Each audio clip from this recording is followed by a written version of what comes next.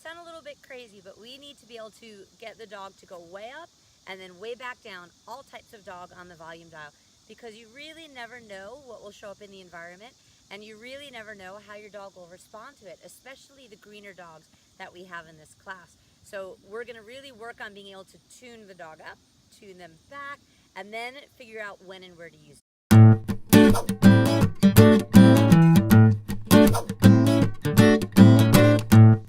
So a quick definition of what I mean by volume dial.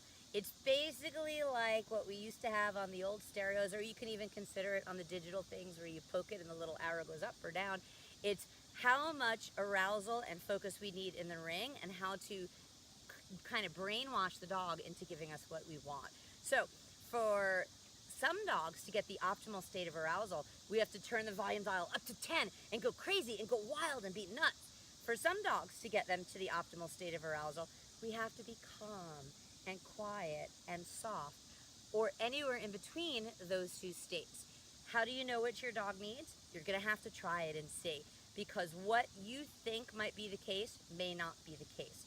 The really aroused dogs might do really well with turning the volume dial down and being calm and being quieter and working for cookies.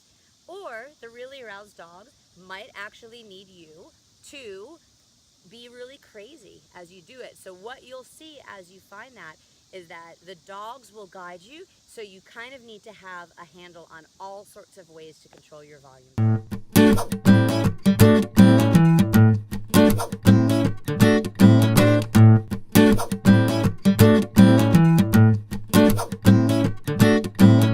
Let's talk about the volume dial and the environment.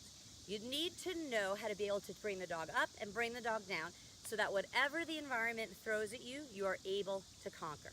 For example, I have a very experienced dog. He's 11 years old. He's been around the world. Sometimes things happen in the environment which can overwhelm him a little bit, like really loud noises.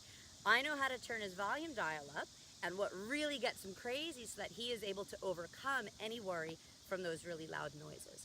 Also, I know how to turn Voodoo's volume dial down, so that as a youngster, when he runs something like team relay, which is 3 dogs in the ring at one time, and they each have to watch their partner run, I can calm him next to me and put him into a more optimal state of arousal, so that when it's his turn to run, he has not lost his mind by the environment of watching 2 other dogs.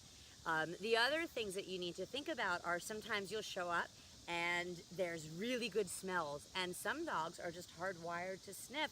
So we have to get them into that optimal state of arousal so that they can ignore the good smells. It can happen anytime, anywhere to the best trained dogs.